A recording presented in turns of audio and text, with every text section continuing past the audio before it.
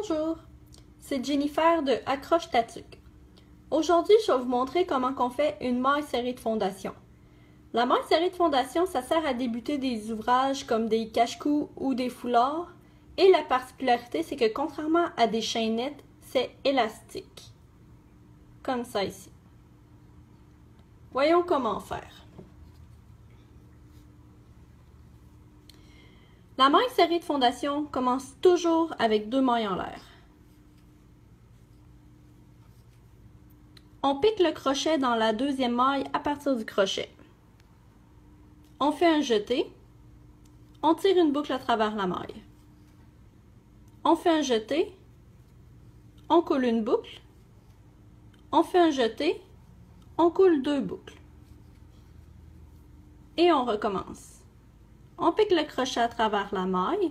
On fait un jeté. On tire une boucle à travers la maille. On fait un jeté. On tire une boucle. On fait un jeté. On coule 2 boucles. On recommence. On pique le crochet à travers la maille. On fait un jeté. On tire une boucle. On fait un jeté. On coule une boucle. On fait un jeté. On coule 2 boucles. On pique le crochet. Quand on pique le crochet, on voit ici, on a 2 boucles sur le crochet. Donc, 1, 2. On vient de piquer le crochet. On fait un jeté. On tire une boucle à travers la maille. On fait un jeté. On coule une boucle. On fait un jeté. On coule 2 boucles. Donc, on voit ici la maille serrée de fondation. Qu'est-ce qu'on fait dans le fond? C'est qu'on travaille la chaînette en même temps que la rangée de mailles serrées. Donc, on a la chaînette dans le bas et les mailles serrées juste ici. Quand on travaille la maille serrée de fondation, on travaille dans la partie chaînette, donc dans le bas, ici.